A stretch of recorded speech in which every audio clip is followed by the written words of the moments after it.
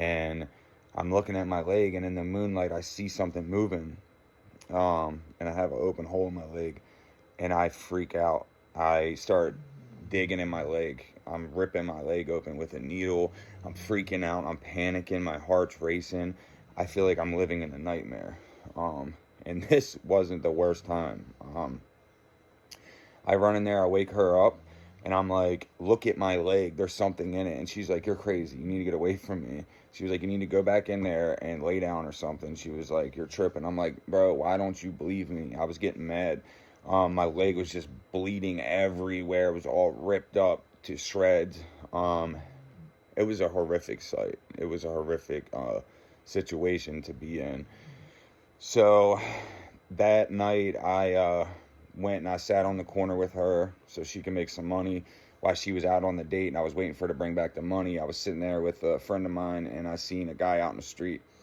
He bends over and he's looking at his leg all close. He's like, what is that? I hear him over there talking to himself, and he smacks his leg. He's like, what the fuck? He's like, what the fuck?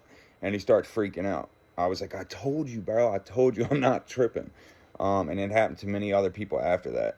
I looked into it so heavy. They had an area taped off, I heard, at Harbor Hospital for this.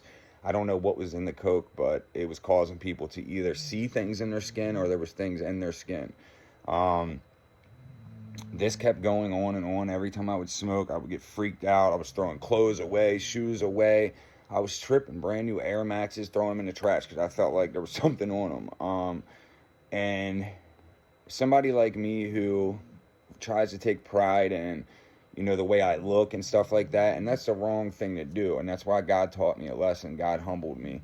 He caused my legs to be that messed up. People wouldn't come near me. My legs had a smell. They were infected. I almost died over this. I was in septic shock the day I got locked up, and God saved my life. I went to Johns Hopkins. I was handcuffed to a hospital bed, and then I went to Baltimore City Jail.